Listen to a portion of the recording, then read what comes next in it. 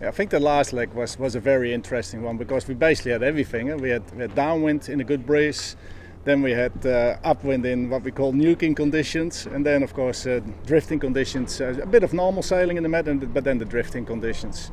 And you can clearly see that in the heavier conditions we go a little better, and that's probably a part of the experience, how we've been sailing these boats in quite rough conditions. And then in the light air we struggle a little bit because we're just not good enough with trimming. That's one thing. That's just the inexperience what we have, and as well, we've got really old sails, so that doesn't help either. But that's what we have. But it is especially that learning curve on keeping the boat going, changing gears.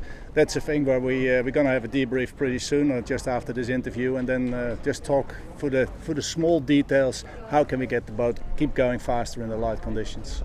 Yeah, the weather models, they're getting better and better, but it's still, especially if you're close to a coastline, it's still having this own microclimate, things what is happening.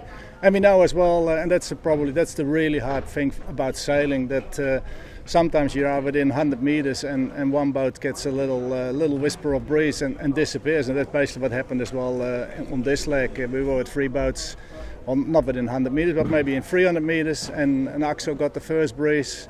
Then they were nearly gone, 5 miles gone. Then Mipuri got it, and all of a sudden you just get a stretch, and you think you're in the same thing, and that you can't see on a weather model.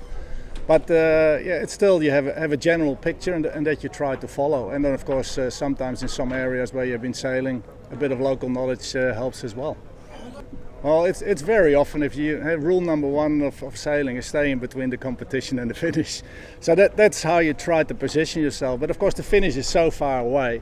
So in a way, you try to position yourself in a way that you get the breeze first compared to your competitors. But it's not always happening, because sometimes you sail on the wind, and the boats who are 3 or 4 miles behind you, they get a lift, and you can't do anything because it just gradually happens, or just you stop and somebody else keeps a bit of breeze. So you might, in your mind, you always think afterwards, we should have done it that and that way. And that's of course, sometimes you just don't have control over it, and that's, in a way, it's a really nice thing about sailing as well. Because if you would be 100% in control, then it probably wouldn't be so exciting for the public as well to follow. I think we have several strengths. I think we sail the boat really well. I think we made the right tactical choices so far.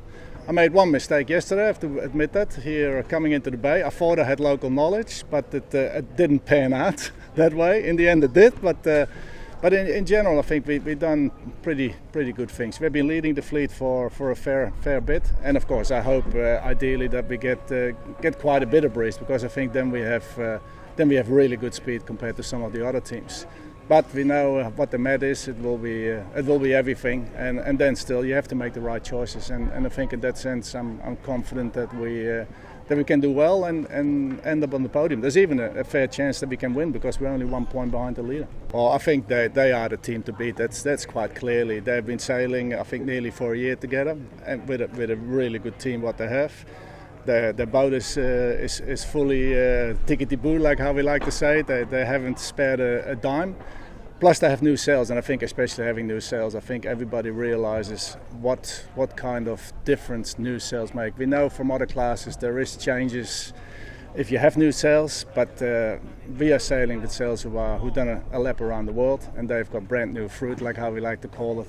And that helps. And we always say if you're fast, and it's not only what they say with the sail, because they've been sailing a lot, they know to make the changes, the gear, but they have the perfect package. And but it's still nice to kick that butt if you can.